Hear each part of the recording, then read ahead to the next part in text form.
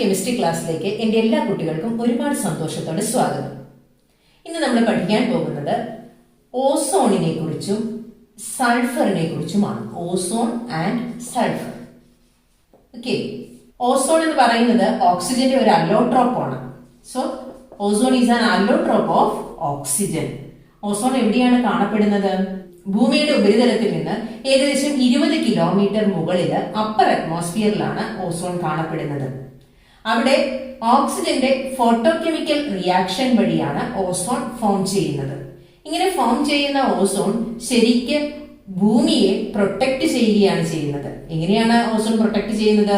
ഈ ഓസോൺ സൂര്യനിൽ നിന്ന് വരുന്ന UV റേസിനെ അബ്സോർബ് ചെയ്യും. അങ്ങനെ ഭൂമിക്കും അതിൽ ജീവിക്കുന്ന മറ്റു ജീവജാലങ്ങൾക്കും ഹാനികരമായ UV റേസിൽ നിന്ന് നമ്മളെല്ലാം സംരക്ഷിക്കുന്നു.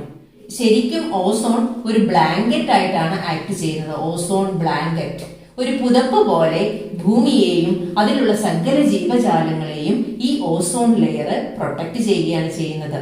ഇനി ഈ UV റേസ് നേരിട്ട് ഭൂമിയിലേക്ക് പതിച്ചാൽ എന്താണ് സംഭവിക്കുക? ഭൂമിയിലെ സകല ജീവജാലങ്ങൾക്കും അത് വലിയ അപകടത്തിന് കാരണമാകും. മനുഷ്യരിലെ സ്കിൻ ക്യാൻസർ ഒക്കെ കൂടുതലായിട്ട് UV റേസ് പതിക്കുന്നത് കൊണ്ട് ഉണ്ടാകുന്നുണ്ട്.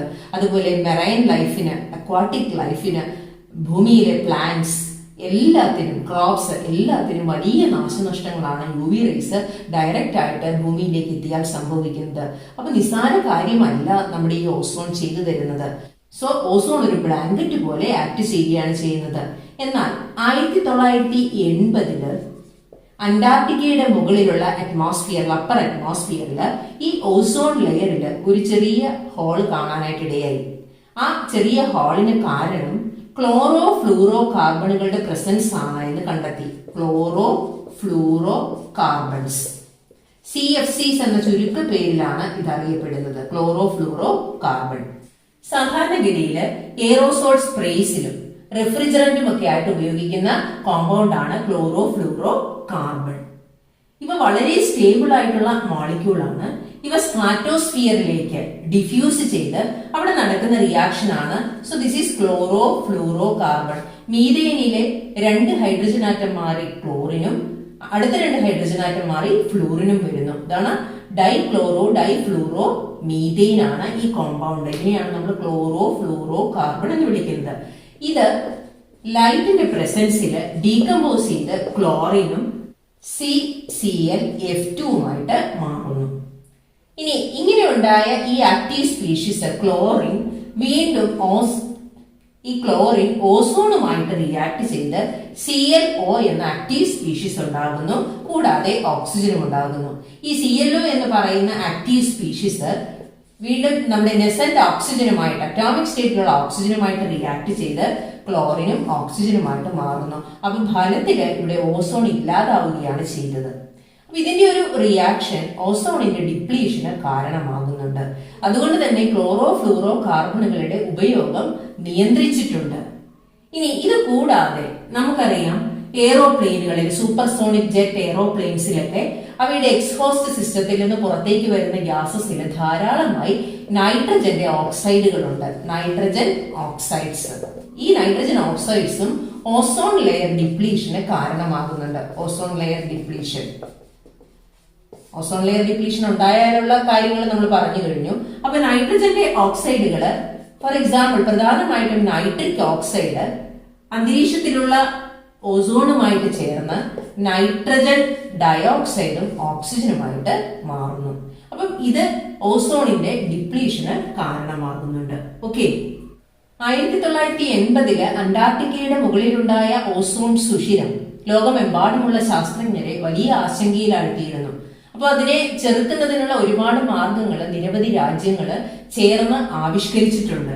അപ്പൊ ആ പദ്ധതികളിലെല്ലാം ഈ ക്ലോറോഫ്ലൂറോ കാർബണുകളുടെ ഉപയോഗം നിയന്ത്രിക്കുന്നതിന്റെ ആവശ്യകതയെ പറ്റി കൃത്യമായിട്ട് പറയുന്നുണ്ട്. അന്തരീക്ഷത്തില് 1% ഓസോണിന്റെ അളവ് കുറഞ്ഞാല് 2% സാധ്യത സ്കിൻ ക്യാൻസറിന് ഉണ്ട് എന്ന് ശാസ്ത്രജ്ഞർ ഉറച്ചു വിശ്വസിക്കുന്നു. കാരണം ഓസോൺ നഷ്ടപ്പെടുമ്പോൾ UV റേസ് ഡയറക്റ്റ് ആയിട്ട് ഭൂമിയിലേക്ക് എത്തുകയാണ് ചെയ്യുന്നത്. അപ്പൊ അത് ഡയറക്റ്റ് ആയിട്ട് ഏൽക്കുന്ന ആളുകൾക്ക് എന്തിനുള്ള സാധ്യതയുണ്ട്? സ്കിൻ ക്യാൻസറിനുള്ള സാധ്യതയുണ്ട്. ഓസോൺ ലെയറിനെ പ്രൊട്ടക്ട് ചെയ്യാനുള്ള പ്രവർത്തനങ്ങളിൽ നമ്മളും പങ്കാളികളാവുക.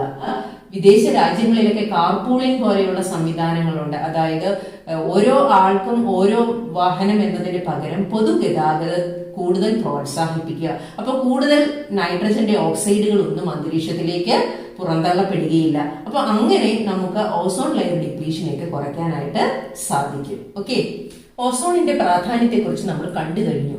അങ്ങനെയുള്ള ഓസോൺ എങ്ങനെയാണ് പ്രിപ്പയർ ചെയ്യുന്നതെന്ന് നോക്കാം. ഓസോൺ പ്രിപ്പയർ ചെയ്യുന്നത് ഡ്രൈ ഓക്സിജനിൽ കൂടി ഒരു സൈലന്റ് ഇലക്ട്രിക് ഡിസ്ചാർജ് കൊടുക്കുക. സൈലന്റ് ഇലക്ട്രിക് ഡിസ്ചാർജ് എന്താണ്? ഈ സൈലന്റ് ഇലക്ട്രിക് ഡിസ്ചാർജ് എന്ന് പറഞ്ഞു കഴിഞ്ഞാൽ സ്പാർക്ക് ഇല്ലാത്ത ഇലക്ട്രിക് ഡിസ്ചാർജിനെയാണ് നമ്മൾ സൈലന്റ് ഇലക്ട്രിക് ഡിസ്ചാർജ് എന്ന് പറയുന്നത്. അങ്ങനെ ഓക്സിജൻ എന്തായിട്ട് മാറും? ഓസോൺ ആയിട്ട് മാറും. ഇങ്ങനെ ഉണ്ടാകുന്ന ഈ ഓസോണിനെ വിളിക്കുന്ന പേരാണ് ഓസോണൈസ്ഡ് ഓക്സിജൻ. ഓസോണാക്കി മാറ്റിയ ഓക്സിജൻ. ഈ റിയാക്ഷന്റെ എൻതാൽപ്പി ചേഞ്ച് എന്ന് പറയുന്നത് delta H is equal to 142 kilo joule per mole ആണ്. ഇനി ഈ റിയാക്ഷൻ സാധാരണഗതിയിൽ നടക്കുന്നത് ഒരു അപ്പാരറ്റസിലാണ്. ആ അപ്പാരറ്റസിന്റെ പേരാണ് ഓസോണൈസർ. അപ്പൊ ലാബിലൊക്കെ നമ്മൾ ഉപയോഗിക്കുന്ന രണ്ട് ഓസോണൈസറിന്റെ പേരാണ് സീമെൻസ് ഓസോണൈസറും ബ്രോഡീസ് ഓസോണൈസറും. ഇനി ഈ റിയാക്ഷൻ ഒന്ന് നോക്കിക്കേ. ഇതൊരു എൻഡോതെർമിക് റിയാക്ഷൻ ആണ്. ഹീറ്റ് എനർജി ആവശ്യമുള്ള റിയാക്ഷൻ ആണ്. അതുകൊണ്ട് തന്നെ ഇവിടെ നമ്മൾ പ്രത്യേകം പറഞ്ഞിരിക്കുന്നത് ഒരു സൈലന്റ് ഇലക്ട്രിക് ഡിസ്ചാർജ് കൊടുക്കാനാണ് പറഞ്ഞിരിക്കുന്നത്. അതെന്തിനാണ്? ഇത് എൻഡോതെർമിക് റിയാക്ഷൻ ആയതുകൊണ്ട് ഈ റിയാക്ഷൻ നടന്ന് തിരിച്ച് ഓസോണിന് ഡീകമ്പോസിഷൻ ഉണ്ടാകാനുള്ള സാധ്യതയുണ്ട്. അപ്പൊ കൂടുതൽ ഹീറ്റ് ആയി കഴിഞ്ഞു കഴിഞ്ഞാൽ എന്ത് സംഭവിക്കും? ഡീകമ്പോസിഷൻ നടക്കും. അത് പ്രിവെന്റ് ചെയ്യാൻ വേണ്ടിയാണ് നമ്മൾ എന്ത് കൊടുത്തിരിക്കുന്നത്? സൈലന്റ് ഇലക്ട്രിക് ഡിസ്ചാർജ് കൊടുത്തിരിക്കുന്നത്. അത് ഗീവ് റീസൺ ക്വസ്റ്റിന് ചോദിക്കാറുണ്ട് കേട്ടോ. ഇനി നമുക്ക് ഓസോണിന്റെ കോൺസെൻട്രേഷൻ കൂട്ടാം. 10% കൂടുതൽ ഓസോണിന്റെ കോൺസെൻട്രേഷൻ കൂട്ടണമെങ്കിൽ നമുക്ക് ബാറ്ററി ഓഫ് ഓസോണൈസേഴ്സ് ഉപയോഗിക്കാം. ബാറ്ററി ഓഫ് ഓസോണൈസേഴ്സ് ഇത് ഉപയോഗിച്ച് നമുക്ക് ഓസോണിന്റെ കോൺസെൻട്രേഷൻ കൂട്ടാവുന്നതാണ്. ഇങ്ങനെ കളക്ട് ചെയ്ത ഓസോണിനെ നമ്മൾ ലിക്വിഡ് ഓക്സിജൻ ഉള്ള വെസലിൽ ഡിപ്പ് ചെയ്ത് വെച്ചിരിക്കുകയാണ്. സപ്പോസ് ഇതാണ് നമ്മുടെ ഓസോൺ എടുത്തിരിക്കുന്ന വെസൽ എന്ന് വിചാരിക്കുക. ഈ വെസല് എവിടെ ഡിപ്പ് ചെയ്ത് വെച്ചിരിക്കുന്നു? ലിക്വിഡ് ഓക്സിജനില് ഡിപ്പ് ചെയ്ത് വെച്ചിരിക്കുന്നു. കണ്ടൻസ് ചെയ്ത് സൂക്ഷിക്കാൻ വേണ്ടിയാണ് ഇങ്ങനെ വെച്ചിരിക്കുന്നത്. ഓക്കെ, കണ്ടൻസ് ചെയ്ത ഓസോൺ അങ്ങനെ നമുക്ക് കീപ്പ് ചെയ്യാവുന്നതാണ്.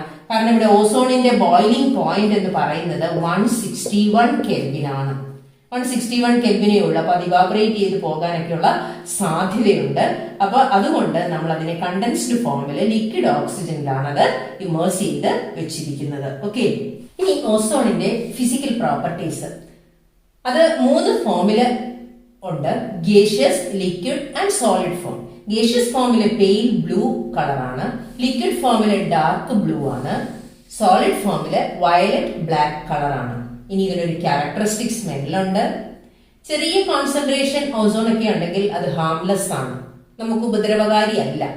എന്നാൽ 100 പാർട്സ് പെർ മില്യനേക്കാൾ കൂടുതലാണ് ഓസോണിന്റെ കോൺസെൻട്രേഷൻ എങ്കിൽ ബ്രീത്തിങ് ഒക്കെ അൺകംഫർട്ടബിൾ ആകും, ശ്വസിക്കാനൊക്കെ ബുദ്ധിമുട്ടുണ്ടാകും, തലവേദന, അനോസിയ അങ്ങനെയൊക്കെയുള്ള സിംറ്റംസ് ഉണ്ടാകും. ഓക്കെ, ഇനി എന്താണ് ഓസോണിന്റെ കെമിക്കൽ പ്രോപ്പർട്ടീസ് എന്ന് നോക്കാം. ആദ്യം നമുക്ക് അതിന്റെ സ്റ്റെബിലിറ്റി നോക്കാം. എങ്ങനെയാണ് ഓസോൺ സ്റ്റേബിൾ ആണോ അല്ലയോ എന്ന് നോക്കാം. സ്റ്റെബിലിറ്റി. ഓസോൺ തെർമോഡൈനാമിക്കലി അൺസ്റ്റേബിൾ ആയിട്ടുള്ള ഒരു കോമ്പൗണ്ട് ആണ്. കാരണം നമ്മൾ ഓസോണിന്റെ പ്രിപ്പറേഷൻ എങ്ങനെയാണ് ചെയ്തത്? 3 മോളിക്യൂൾസ് ഓഫ് ഓക്സിജനിൽ കൂടി ഒരു സൈലന്റ് ഇലക്ട്രിക് ഡിസ്ചാർജ് കൊടുത്ത് നമുക്ക് എന്ത് കിട്ടി? ഓസോൺ കിട്ടി. ഈ റിയാക്ഷൻ ഒരു എൻഡോതെർമിക് റിയാക്ഷൻ ആണെന്ന് നമ്മൾ കണ്ടു, ശരിയല്ലേ? അപ്പൊ ഇതിന്റെ റിവേഴ്സ് റിയാക്ഷൻ ഓസോൺ എന്ന് പറയുന്നത് ഡീകമ്പോസ് ചെയ്ത് എന്തായിട്ട് മാറും? ഓക്സിജൻ ആയിട്ട് മാറും. ഈ റിയാക്ഷൻ എന്ന് പറയുന്നത് ഒരു എക്സോതെർമിക് റിയാക്ഷൻ ആണ്. അപ്പൊ ഇവിടെ ഡെൽറ്റ എച്ച് വാല്യൂ എന്ന് പറയുന്നത് നെഗറ്റീവ് ആകും. ഓസോൺ ഡീകമ്പോസ് ചെയ്താൽ ഡെൽറ്റ എച്ച് വാല്യൂ നെഗറ്റീവ് ആകും, കാരണം ബാക്ക്വേർഡ് റിയാക്ഷൻ നെഗറ്റീവ് ആകുമല്ലോ. ഇനി ഓസോണിൽ നിന്ന് ഓക്സിജനിലേക്കാണ് കൺവേർഷൻ. അതായത് ഇവിടെ എൻട്രോപ്പി കൂടുകയാണ് ചെയ്യുന്നത്. എൻട്രോപ്പിയുടെ വാല്യൂ പോസിറ്റീവ് ആകുന്നു. 3 ഓക്സിജൻ ആറ്റങ്ങളിൽ നിന്ന് 2 ഓക്സിജൻ ആറ്റത്തിലേക്കാണ് വരുന്നത്. അപ്പൊ അവിടെ ഡിസോർഡർ കുറച്ചുകൂടി കൂടുകയാണ് ചെയ്യുന്നത്. അപ്പൊ ഡെൽറ്റ എസ് പോസിറ്റീവ് ആയിട്ട് വരും. So according to the equation delta G is equal to delta H minus T delta S. ഒരു പ്രോസസ്സ് സ്പോണ്ടേനിയസ് ആകാനുള്ള കണ്ടീഷൻ എന്താണ്? അതിന്റെ ഡെൽറ്റ ജി വാല്യൂ നെഗറ്റീവ് ആകണം. നോക്കിക്കേ, ഇവിടെ ഓൾറെഡി ഡെൽറ്റ എച്ച് നെഗറ്റീവ് ആണ്, ഡെൽറ്റ എസ് പോസിറ്റീവ് ആണ്. അപ്പൊ ഈ ഫുൾ ടേം എന്താകും? High negative delta G value ആയിട്ട് മാറും. ഇങ്ങനെ മാറുമ്പോൾ അവിടെ ഒരുപാട് കോൺസെൻട്രേഷൻ ഓസോൺ ഉണ്ട് എങ്കിൽ അത് ഹൈലി എക്സ്പ്ലോസീവ് ആകാനായിട്ടുള്ള സാധ്യതയുണ്ട്. Since the reaction itself is highly exothermic and its delta G value is highly negative, large concentration of ozone leads to explosion. അപ്പൊ അതിന്റെ ഒരു ഡീകമ്പോസിഷന്റെ ഫലമായിട്ടാണ് ആ എക്സ്പ്ലോസീവ് നേച്ചർ ഉണ്ടാകുന്നത്. ഓക്കെ, അപ്പൊ ഇവിടെ ഈ ഒരു കാര്യം ഒന്ന് ശ്രദ്ധിച്ചുകൊള്ളുക. ഇനി രണ്ടാമത്തെ പ്രോപ്പർട്ടി എന്ന് പറയുന്നത് ഓസോൺ നല്ലൊരു ഓക്സിഡൈസിങ് ഏജന്റ് ആണ്. ഓസോൺ നല്ലൊരു ഓക്സിഡൈസിങ് ഏജന്റ് ആകാനായിട്ടുള്ള കാരണം ഈ റിയാക്ഷൻ ആണ്. ഓസോൺ ഡീകമ്പോസ് ചെയ്ത് ഓക്സിജനും നെസന്റ് ഓക്സിജനുമായിട്ട് മാറുന്നു. നെസന്റ് ഓക്സിജൻ, ഈ നെസന്റ് ഓക്സിജൻ ഹൈലി റിയാക്റ്റീവ് ആയിട്ടുള്ള ഒരു സ്പീഷീസ് ആണ്. ഇതാണ് ഈ നെസന്റ് ഓക്സിജന്റെ പ്രസൻസ് ആണ് ഓസോണിന്റെ ഓക്സിഡൈസിങ് പ്രോപ്പർട്ടിക്ക് കാരണം. ഇത് സൾഫൈഡിനെ ഓക്സിഡൈസ് ചെയ്ത് സൾഫേറ്റുകളാക്കി മാറ്റുന്നു. For example, lead sulphide is oxidised to lead sulphate ആക്കി മാറ്റുന്നു. അടുത്തൊരു എക്സാമ്പിൾ, അയഡൈഡിനെ അയഡിനാക്കി മാറ്റുന്നു. 2OH minus plus I2 plus O2. അപ്പൊ ഇങ്ങനെ ഓക്സിഡൈസിങ് ഏജന്റ് ആയിട്ട് ആക്ട് ചെയ്യാനുള്ള കഴിവ് ആർക്കുണ്ട്? ഓസോണിനുണ്ട്. അതിന്റെ ഇമ്പോർട്ടന്റ് റിയാക്ഷൻ ആണ് ഇത്. പരീക്ഷയ്ക്ക് ചോദിക്കാറുണ്ട്, why ozone act as an oxidising agent and its capability to release nascent oxygen. Okay, ഇനി ഓസോണിനെ എങ്ങനെ ക്വാണ്ടിറ്റേറ്റീവ് ആയിട്ട് എസ്റ്റിമേറ്റ് ചെയ്യാമെന്ന് നോക്കാം. എന്തുമാത്രം ഓസോൺ ഉണ്ടായെന്ന് നമ്മൾ എങ്ങനെയാണ് കണ്ടുപിടിക്കുന്നത്? അതിന് നമ്മൾ ഉപയോഗിക്കുന്ന റിയാക്ഷൻ ഇതാണ്. Potassium iodide, excess potassium iodide എടുക്കണം. ഈ എക്സസ് പൊട്ടാസ്യം അയഡൈഡിന്റെ pH 9.2 ആക്കി മാറ്റും. ഇത് മാറ്റണമെങ്കിൽ ഇതിനെ ബോറേറ്റ് ബഫറുമായിട്ട് ബഫർ ചെയ്യണം. അപ്പൊ അതിന് ഉപയോഗിക്കുന്ന ബഫർ സൊല്യൂഷൻ എന്ന് പറയുന്നത് ബോറേറ്റ് ബഫറാണ്. ബോറേറ്റ് ബഫർ വെച്ച് ബഫർ ചെയ്ത് അതിന്റെ pH 9.2 ആക്കി അതിനെ ഓസോണുമായിട്ട് ട്രീറ്റ് ചെയ്യുക. അപ്പൊ എന്തുണ്ടാകും? അയഡിൻ ലിബറേറ്റ് ചെയ്യും. അപ്പൊ നമുക്ക് ഈ ഇക്വേഷനിൽ നിന്ന് നമുക്ക് മനസ്സിലാക്കാം, 1 മോൾ ഓസോണിൽ നിന്ന് 1 മോൾ അയഡിനാണ് ഉണ്ടായത്. ഇനി ഇങ്ങനെ ഉണ്ടായ അയഡിനെ നമ്മൾ ആരുമായിട്ട് ടൈട്രേറ്റ് ചെയ്യുന്നു? സോഡിയം തയോ സൾഫേറ്റുമായിട്ട് ടൈട്രേറ്റ് ചെയ്യുന്നു. അങ്ങനെ ടൈട്രേറ്റ് ചെയ്യുമ്പോൾ എന്തുമാത്രം അയഡിൻ ഉണ്ടായെന്ന് നമുക്ക് മനസ്സിലാകും. ആ അയഡിന്റെ വാല്യൂവിൽ നിന്ന് നമുക്ക് ആരുടെ എമൗണ്ട് അറിയാൻ സാധിക്കും? ഓസോണിന്റെ എമൗണ്ട് അറിയാനായിട്ട് സാധിക്കും. Okay, this is the method used for the quantitative estimation of ozone. For that, excess potassium iodide is buffered with borate buffer and it is treated with ozone and iodine is liberated and this iodine is titrated against sodium thiosulfate. അപ്പൊ ഈ അയഡിന്റെ value 1 മോൾ ഓസോണിൽ നിന്ന് 1 മോൾ iodine കിട്ടും നമുക്കറിയാം അല്ലെ? അപ്പൊ ആ iodine എന്തുമാത്രം ഉണ്ട് എന്ന് നമ്മൾ കണ്ടുപിടിച്ചു കഴിഞ്ഞാൽ നമുക്ക് ഈ ഇക്വേഷനിൽ നിന്ന് എന്ത് കണ്ടുപിടിക്കാം? ഓസോണിന്റെ എമൗണ്ട് കണ്ടുപിടിക്കാം. ഓക്കെ, ഇനി അടുത്തത് ഓസോണിന്റെ സ്ട്രക്ചർ ആണ്. Structure of ozone. ഓസോണിന് 3 ഓക്സിജൻ ആറ്റമാണുള്ളത്. ആ 3 ഓക്സിജൻ ആറ്റത്തിന്റെയും വാലൻസ് ഷെല്ലിൽ എത്ര ഇലക്ട്രോൺ ഉണ്ട്? ഓരോന്നിന്റെയും വാലൻസ് ഷെല്ലിൽ 6 ഇലക്ട്രോൺ ഉണ്ട്. അപ്പൊ 3 ഓക്സിജൻ ആറ്റത്തിലോ 18 electrons, that is 6 into 3 is equal to 18. അപ്പൊ ഇതിന്റെ ലൂയിസ് സ്ട്രക്ചർ വരയ്ക്കുകയാണെങ്കിൽ എങ്ങനെ വരയ്ക്കാം? ഓസോണിന്റെ സ്ട്രക്ചർ നമുക്ക് ഇങ്ങനെ വരയ്ക്കാം അല്ലെ? അപ്പൊ 18 ഇലക്ട്രോൺ ഉണ്ട്. ഇനി ഓരോ ഓക്സിജൻ ആറ്റത്തിന്റെ ചുറ്റും എത്ര ഇലക്ട്രോണിനെ ഇട്ട് കൊടുക്കണം? ഒക്ടറ്റ് നമുക്ക് കംപ്ലീറ്റ് ചെയ്യാം. ഇവിടെ 6 ഇലക്ട്രോൺ ഇട്ട് കൊടുത്തു, ഇവിടെ 6 കൊടുത്തു. ഓക്കെ, അപ്പൊ ഇപ്പൊ തന്നെ 6 + 6 12 14 16. ഇനി 2 ഇലക്ട്രോൺസ് കൂടി ഉണ്ട്, അത് ഞാൻ ഇവിടെയും കൊടുത്തു. ഇനി ഈ ഓക്സിജൻ നോക്കിക്കേ, ഇവിടെ മൊത്തം എത്ര ഇലക്ട്രോണേ ഉള്ളൂ? 6 ഇലക്ട്രോണേ ഉള്ളൂ. അതുകൊണ്ട് ഈ ഒരു ബോണ്ട് നമുക്ക് ഇങ്ങോട്ടേക്ക് ഒന്ന് ഷിഫ്റ്റ് ചെയ്യാം. അപ്പൊ നമുക്ക് കിട്ടുന്ന സ്ട്രക്ചർ ഈസി ആയിട്ട് വരയ്ക്കാൻ വേണ്ടി പറഞ്ഞു തരുന്നതാണ് കേട്ടോ. ഇതുപോലെ തന്നെ നമ്മൾ നൈട്രജന്റെ ഓക്സൈഡുകളുടെ സ്ട്രക്ചർ, ലൂയിസ് സ്ട്രക്ചറുകൾ പഠിച്ചായിരുന്നു കേട്ടോ. ഓക്സിജന്റെ ഓ സിംഗിൾ ബോണ്ട്, ഇവിടെ ഡബിൾ ബോണ്ട്, ഇവിടെ 2 ഇലക്ട്രോണുകൾ, ബാക്കി ഇലക്ട്രോണുകൾ വിട്ടുകൊടുക്കുക. ഇനി ഇതിന്റെ അടുത്ത റെസൊണൻസ് സ്ട്രക്ചർ എങ്ങനെ വരയ്ക്കാം? ഈ ഡബിൾ ബോണ്ട് ഇവിടെ ആകാം, ഇവിടെ സിംഗിൾ ബോണ്ടും ആകാം. So this is the structure of ozone. ഇവിടെ ഈ 2 ബോണ്ട് ലെങ്തും സെയിം ആണ് ഓസോണിന്റെ കേസിൽ. ആ ബോണ്ട് ലെങ്ത് എന്ന് പറയുന്നത് that is 128 picometre. Oxygen bond length എന്ന് പറയുന്നത് 128 പൈക്കോമീറ്റർ ആണ്. ഇനി ഈ ബോണ്ട് ആംഗിൾ എന്ന് പറയുന്നത് ദാറ്റ് ഈസ് 117 ഡിഗ്രി ആണ്. ഇവിടെ ഡബിൾ ബോണ്ട്, ഇവിടെ സിംഗിൾ ബോണ്ട് ആണെങ്കിലും ഈ 2 ബോണ്ട് ലെങ്തും സെയിം ആണ്. ഓക്കെ, ഇനി ഓസോണിന്റെ യൂസസ് എന്തൊക്കെയാണ്? ഓസോൺ നല്ലൊരു ജെർമിസൈഡ് ആണ്, ജേംസിനെയൊക്കെ നശിപ്പിച്ചു കളയും. ദെൻ ഡിസിൻഫെക്റ്റന്റ് ആണ്. പിന്നെ ഫോർ സ്റ്റെറിലൈസിങ് വാട്ടർ അണുവിമുക്തമാക്കുന്നതിന് വേണ്ടി നമ്മൾ എന്ത് ഉപയോഗിക്കുന്നു? ഓസോൺ ഉപയോഗിക്കുന്നു. അതുപോലെ it is used for bleaching oils, Ivory, starch etcetera. Ivory ഒക്കെ എന്താണ്? ആനക്കൊമ്പ്, എന്നൊക്കെയാണ് ഐവറി എന്ന് പറയുന്നത് അല്ലെ. Then it is used as oxidising agent in the manufacture of potassium permanganate. Potassium permanganate വളരെ ഇമ്പോർട്ടന്റ് ആയിട്ടുള്ള ഒരു കെമിക്കൽ കോമ്പൗണ്ട് ആണ്. അതിന്റെ നിർമ്മാണത്തിന് ഓസോൺ ഓക്സിഡൈസിങ് ഏജന്റ് ആയിട്ട് ഉപയോഗിക്കുന്നു. ഓക്കെ, അടുത്തത് അല്ലോട്രോപ്സ് ഓഫ് സൾഫർ. അല്ലോട്രോപ്സ് ഓഫ് സൾഫർ എന്ന് പറഞ്ഞു കഴിഞ്ഞാൽ എന്താണ്? ഒരു എലമെന്റ് തന്നെ പല ഫോമിൽ എക്സിസ്റ്റ് ചെയ്യുന്നതിനാണ് നമ്മൾ അല്ലോട്രോപ്പുകൾ എന്ന് വിളിക്കുന്നത്.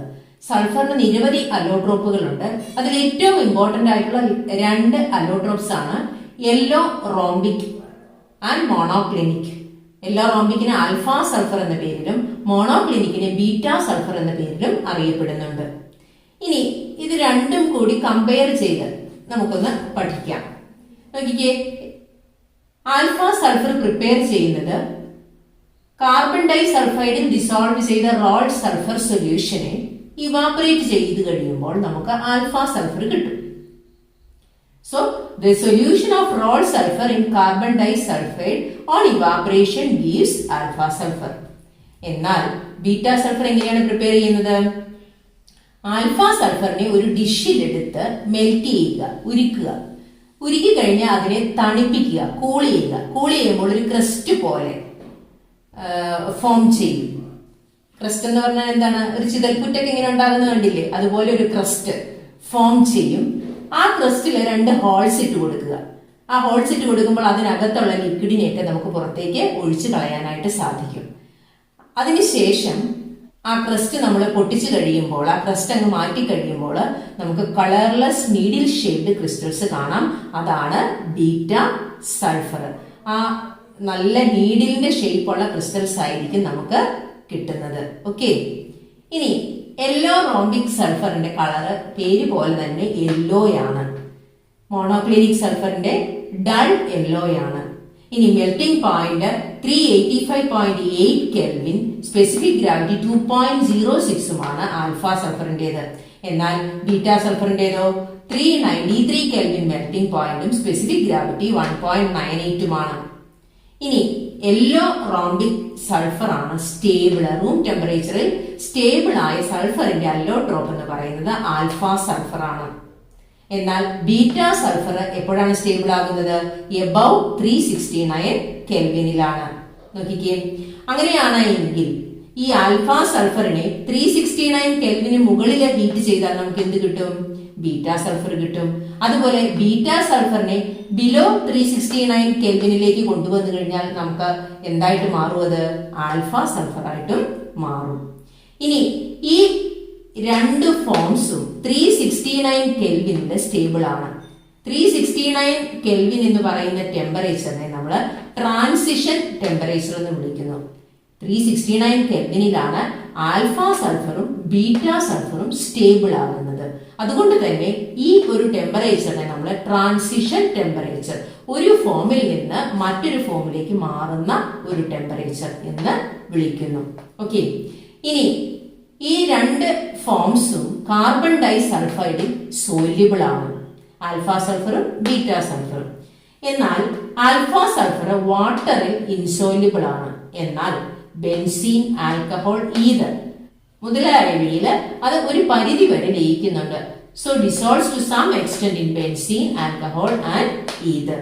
രണ്ട് ഫോംസും S8 മോളിക്യൂൾസിന്റെ റിങ്ങുകളായിട്ടാണ് കാണപ്പെടുന്നത്. And S8 ring is puckered. ഒരു പക്കേർഡ് റിംഗ് ആണ് നമുക്ക് കിട്ടുന്നത്. അതിന്റെ ക്രൗൺ ഷേപ്പ് ആണ്. ഷേപ്പ് എന്താണെന്ന് വരച്ചു കാണിക്കാം. ഓക്കെ, സോ പഠിക്കാൻ എളുപ്പമുണ്ട്. ഇങ്ങനെ നിങ്ങൾ പഠിക്കുക. ഓക്കെ, ഈ രണ്ട് അലോട്രോപ്സും S8 റിങ്ങുകളായിട്ടാണ് കാണപ്പെടുന്നതെന്ന് പറഞ്ഞു. അതിന്റെ ഷേപ്പ് ഇങ്ങനെയാണ്. ഈസി ആയിട്ട് വരയ്ക്കുന്നത് ഒരു W പോലെ വരയ്ക്കുന്നതാണ് ഈസി.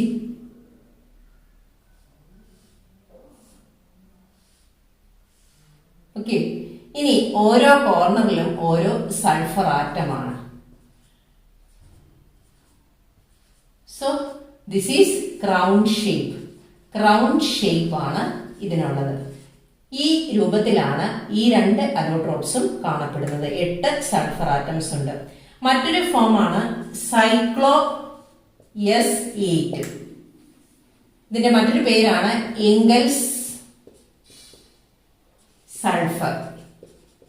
ഓക്കെ, ഇനി ഇത് കാണപ്പെടുന്നത് 6 മെമ്പേർഡ് റിംഗ് ആയിട്ടാണ്. 6 മെമ്പേർഡ് റിംഗ് ചെയർ ഫോമിലാണ് കാണപ്പെടുന്നത്. 6 membered ring in chair form. അത് വരയ്ക്കുന്നത് എങ്ങനെയാണെന്ന് ശ്രദ്ധിച്ചേ. ഈസി ആയിട്ട് നമുക്ക് വരയ്ക്കാം.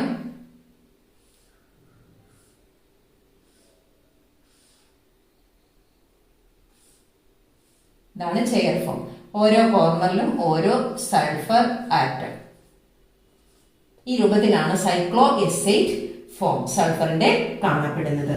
ഇനി 1000 കെൽവിനില് മുകളിൽ ടെമ്പറേച്ചറില് സൾഫറിന്റെ ഏറ്റവും ഡോമിനന്റ് ആയിട്ടുള്ള സ്പീഷീസ് എന്ന് പറയുന്നത് S2 ആണ്.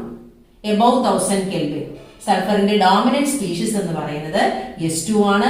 ഈ S2 സ്പീഷീസ് എന്ന് പറയുന്നത് പാരാമാഗ്നറ്റിക് ആണ്. ഓക്സിജനെ പോലെ തന്നെ പാരാമാഗ്നറ്റിക് ആണ് S2 സ്പീഷീസ്. അതായത് അതിന്റെ ആന്റിബോണ്ടിങ് ഓർബിറ്റൽസിൽ 2 അൺപെയർഡ് ഇലക്ട്രോൺസ് ഉണ്ട്. ഓക്കെ, ഇനി നമ്മളിപ്പോ ഈ കണ്ട yellow rhombic sulphur, monoclinic sulphur, cyclo S8 ഇതൊന്നും കൂടാതെ നിരവധി സൾഫറിന്റെ അലോട്രോപ്സ് ഉണ്ട്. അപ്പൊ അതില് സൾഫർ എന്ന് പറയുന്നത് 6 മുതൽ 20 വരെ സൾഫർ ആറ്റംസ് ഉള്ള റിങ്ങുകളുണ്ട്. അങ്ങനെ നിരവധി സൾഫറിന്റെ അലോട്രോപിക് ഫോംസ് കഴിഞ്ഞ 2 ഡെക്കേഡ്സിലായിട്ട് കണ്ടുപിടിച്ചിട്ടുണ്ട്. ഓക്കെ, അപ്പൊ ഇന്ന് നമ്മൾ പഠിച്ച ടോപ്പിക്കിൽ നിന്ന് ചോദിക്കാൻ സാധ്യതയുള്ള ചോദ്യങ്ങൾ ചോദിച്ചിട്ടുള്ളതുമാണ്. Why ozone is a powerful oxidising agent? How is ozone estimated quantitatively? Third one, give reason. Silent electric discharge is given during the preparation of ozone. ഓസോണിന്റെ പ്രിപ്പറേഷനും എക്സാമിന് ചോദിച്ചിട്ടുള്ളതാണ് കേട്ടോ. Fourth one, how is alpha sulfur and beta sulfur is formed and what is its shape? അതിന്റെ shape എന്താണ്? ഇപ്പൊ നമ്മൾ കണ്ടില്ലേ, ആ crown shape വരച്ചില്ലേ അത്. Now, which form of sulfur is paramagnetic and why? ഏതാണ്? S2 സ്പീഷീസ് ആണ്. അപ്പൊ ഇന്ന് നമ്മൾ ഡിസ്കസ് ചെയ്ത ടോപ്പിക്ക് നന്നായിട്ട് പഠിക്കുക. എവിടെ നിന്ന് വേണമെങ്കിലും ക്വസ്റ്റ്യൻ ചോദിക്കാം. അപ്പൊ നമുക്ക് അടുത്ത ക്ലാസ്സിൽ കാണാം. And thank you for watching.